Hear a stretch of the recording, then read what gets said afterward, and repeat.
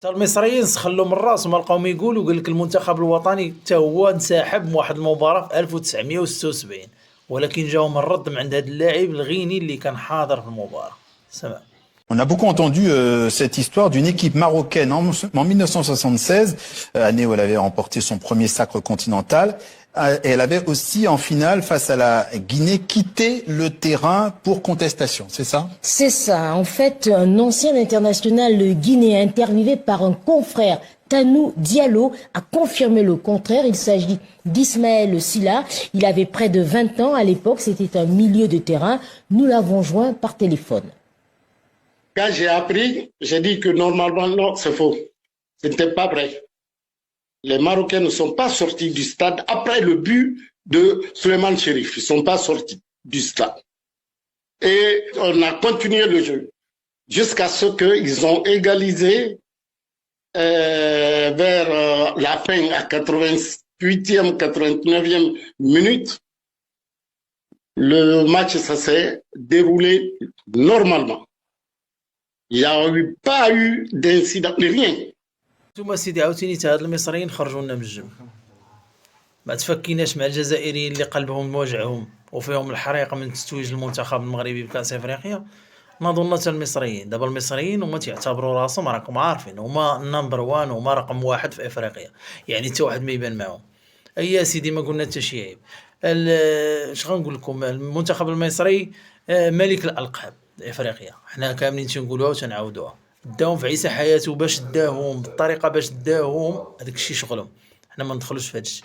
ناضوا هما جابوا واحد الاشاعه تيقول لك بان المنتخب المغربي في 1976 في الفينال مع غينيا كان انسحاب ديال المنتخب المغربي. يعني دابا هما ناضوا قالوا لك بان هذا اللقب اللي دات المغرب هو فضيحه، وزعما الكاف راهم دايرين يدهم مع فوزي القجع، موتسيبي شاد الفلوس. هما صحاب الفلوس، وهما صحاب الرشاوي، وهما صحاب الالقاب المزوره، وهكاك تيهضروا على سيادهم. حنا كما قلت لكم ما تفكيناش حتى مع هادو اللي حدانا اللي تيهضروا على الخوه الخاوي تينبحوا ليله نهار. نظن المصريين كما قلت لكم خرجوا هاد الاشاعه، وهو خرج هاد اللاعب الغيني. هاد اللاعب الغيني اللي شفتوه في الفيديو كان حاضر في المباراه النهائيه ضد المنتخب المغربي، وسولاتو هاد الصحفيه وسولوا هاد الصحفي في هاد القناه اللي قناه افريقيه، وقال لهم هاد الشيء هذا ما كانش نهائيا. يعني المصريين بغاو يخلقوا لك شي حاجه، بغاو يقولوا لك حتى المنتخب المغربي انسحب في 1976 ولكن ما داروا معهم حتى شي لعبه وصدقوا داو اللقب.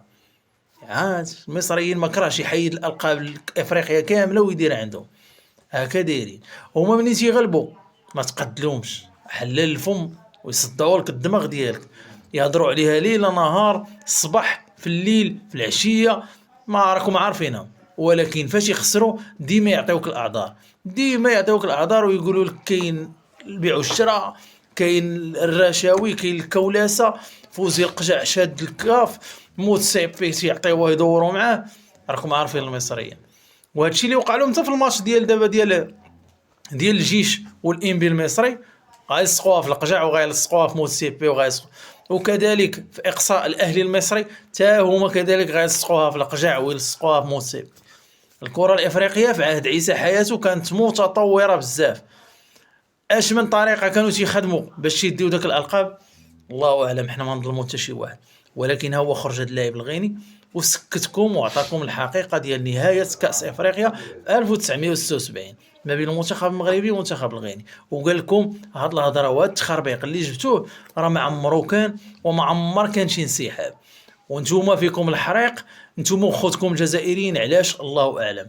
المغرب توج بكاس افريقيا 2025 عن جداره واستحقاق، احسن نسخه لا في التنظيم ولا في التاريخ ديال افريقيا، احسن نسخه في التنظيم، وما عمركم تقدروا ديروا بحالها. وداها المغرب ويستاهل المغرب، والقانون واضح، والماده 84 ماده انسحابات، انسحبتي غتخسر.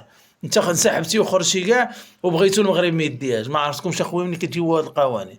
ودابا اش غنقول لكم دابا مع خوتكم الجزائريين، سد اخويا.